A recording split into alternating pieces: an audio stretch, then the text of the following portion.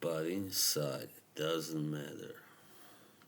That is what Patrick Bateman says at the end of American Psycho movie. So this is gonna be about a little bit about that, how superficial this society has become, even more so than before, I would say. Yes, while 15 years ago, let's say, there was still room for individuality and being different in the modern society. Today, there is not really, not as much.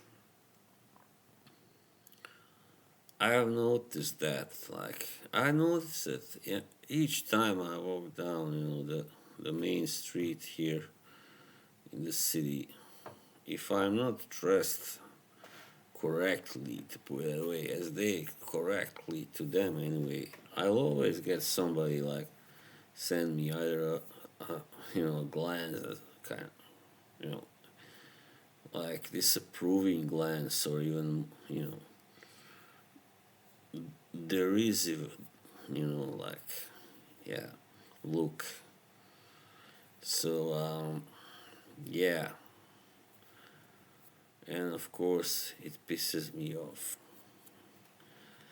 So, the inside really doesn't really matter that much anymore.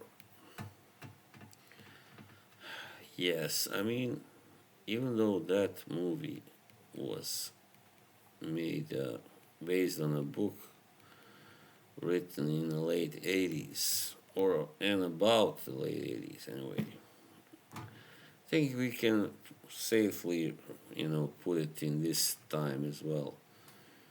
Because that was the time when this whole kind of yuppie culture, very superficial culture, started, for real. And why? Well, there are several reasons. I mean, I know before, like, especially in the 60s and 70s, people were very, like, not really that much preoccupied by the way they looked, and, you know, they wore their hair long and wore slacks and, flannel shirts or whatever, flower shirts and stuff, like pretty, chilled and laid back style. That was in. But then in the 80s, something happened. I guess, it was about Wall Street. I mean, this work, American Psycho, is about Wall Street people, and so yeah, that culture of, you know, kind of superior, based on some sort of superiority and glamour and, you know, I'm better than you, kind of philosophy because I have more money and I can afford to wear, Armani or Versace. That's I think when it started in the second half of the 80s anyway.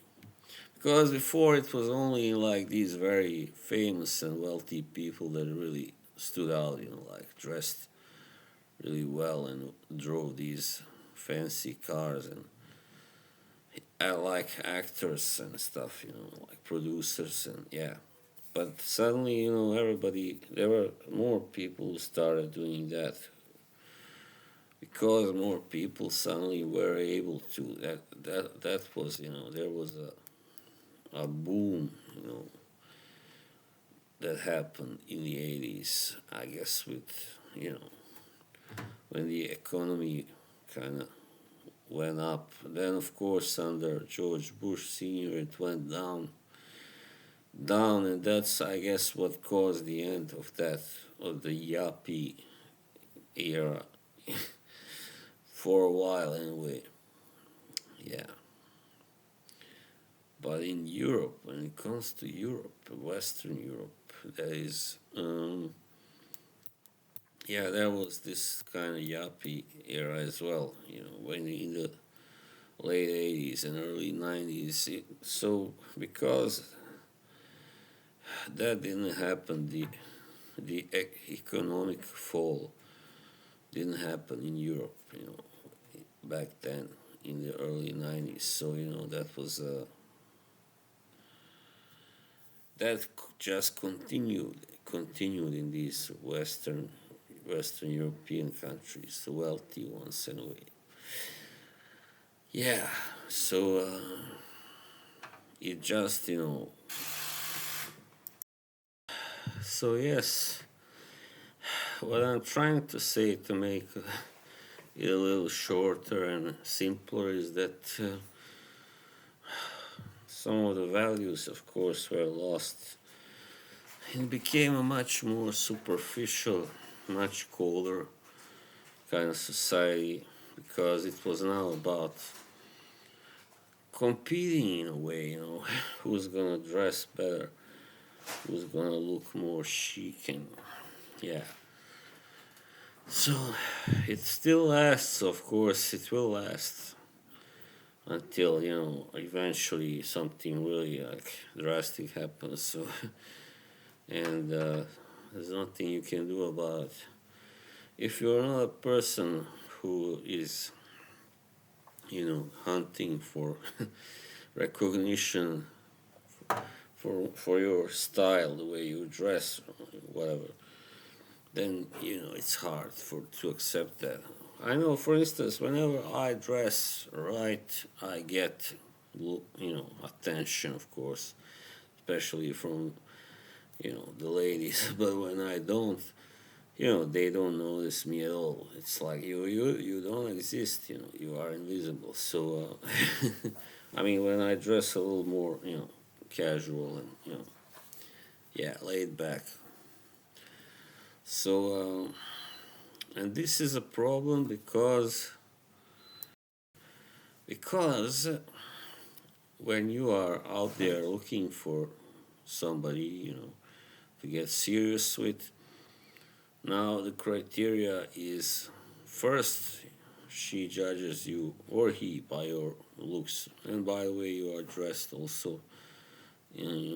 If your hair is you know good, I mean your haircut, your hairstyle is good enough, and everything. So people who damn this chair, people who don't really you know stand up to, let's put it away, to the test, they have no chance really. I mean, unless they find somebody who is totally like and yeah, there are fortunately these anarchist kind of chicks also, to call them that way, like these anti-establishment types.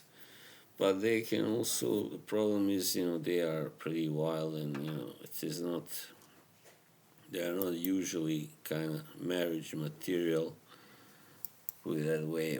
you know they, being with them can be very unsteady and emotional, and yeah, so the average man doesn't want a wild woman like the average guy, I believe, especially maybe when you are in your 20s, but not for somebody to really get serious with and spend your life with. So yeah, I guess what I'm trying to say is that it is unfair because we are not judged by our human qualities, we are judged by our looks, our exterior, not the interior, right? First and foremost. So to get to the that place, let's say, where you get to show your inner qualities, first you gotta pass that looks test, all right?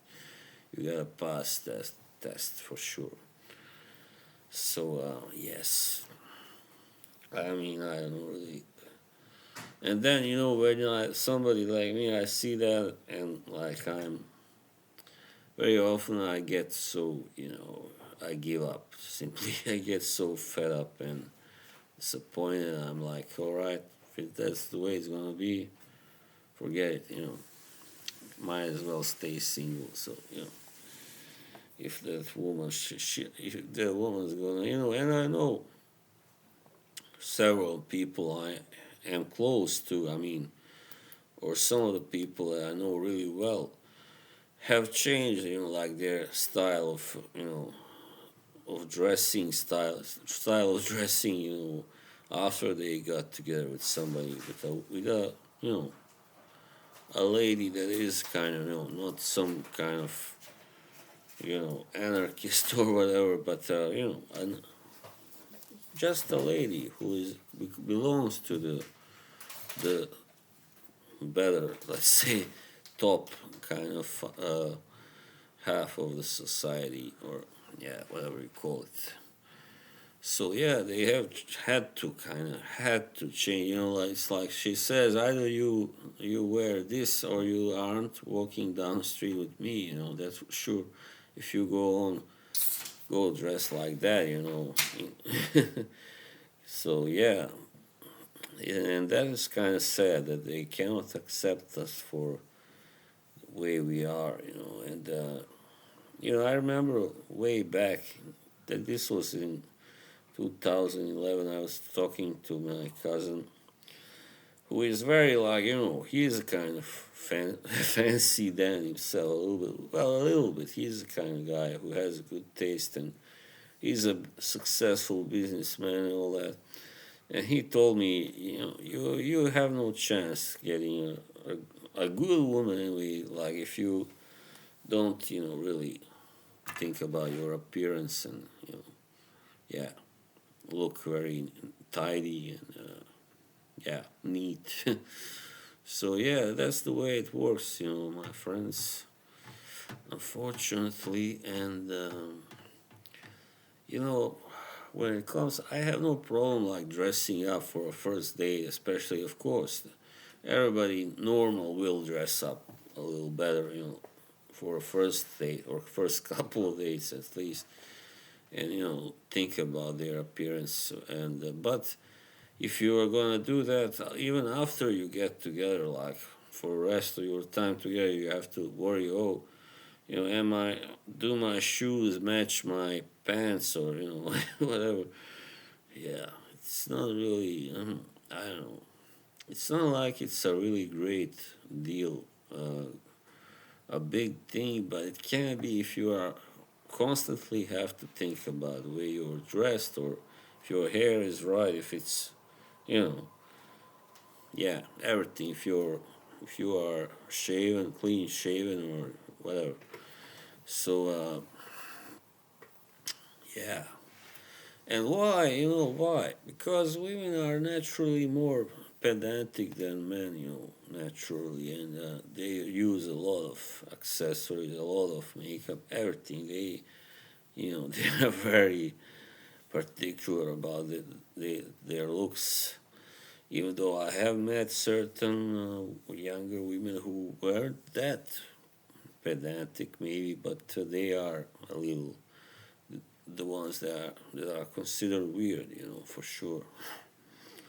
And yeah, so as once again, as he says, Mr. Bateman, the inside doesn't really matter until, at least not until you have, you know, gotten there to that stage where you have already gotten to know the person better. But also not just in when it comes to love affairs and stuff, relationships, but also your relations with other people. How you present yourself out there. Of course, for instance, when you're going to a job interview, how you are supposed to look. You're not supposed to look like kind of don't give a shit, or of course, and that also tells you something. Like I would just like to finish with this. It's not fair how much people judge you based on your appearance, the clothes you wear, especially. The clothes are everything, and also the hair. If your hair is a little long and not doesn't look very clean, or completely fresh and yeah, just shampooed and everything, freshly shampooed. I mean, yeah, I mean, this guy in Sweden, he had this experiment where he went to the bus in a bus. First, he was dressed really, you know, like laid back, slacky, very like not very impressive. And he told the driver that he forgot his ticket, whatever you call it, the monthly ticket, and he went into like 3 4 buses, and he was denied in all of them. They wouldn't let him ride with them.